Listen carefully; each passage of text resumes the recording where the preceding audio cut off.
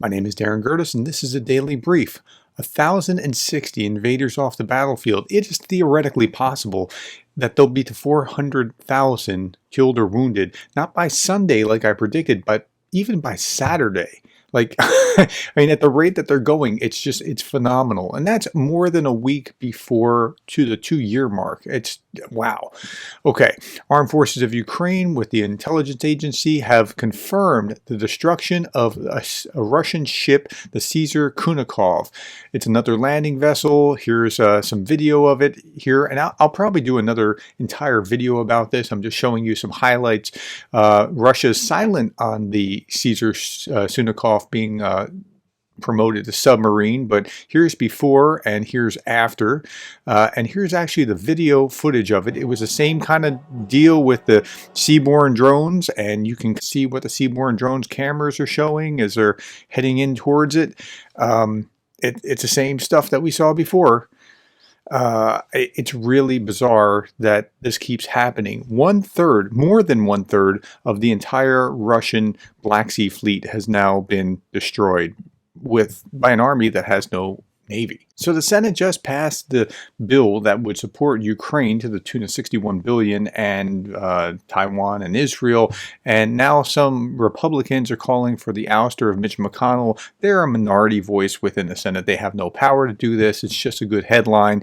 But okay, we need new leadership, says Utah Senator Mike Lee. Well, yeah, but Mike Lee's always been against McConnell. Josh Hawley is also one of these voices. He's so focused on Zelensky, he's got bigger problems than Zelensky. Well, Hawley's always had that position. Ted Cruz was opposed to him. I think a Republican leader should actually lead this conference and advance the priorities of Republicans, said Cruz. McConnell responded later that day, I think we can all agree that Senator Cruz is not a fan.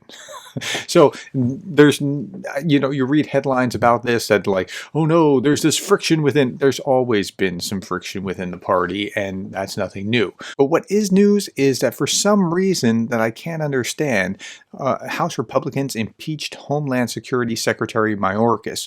Now, they had just enough votes to get that by in the House. There's no possibility that they can actually get him removed in the Senate vote.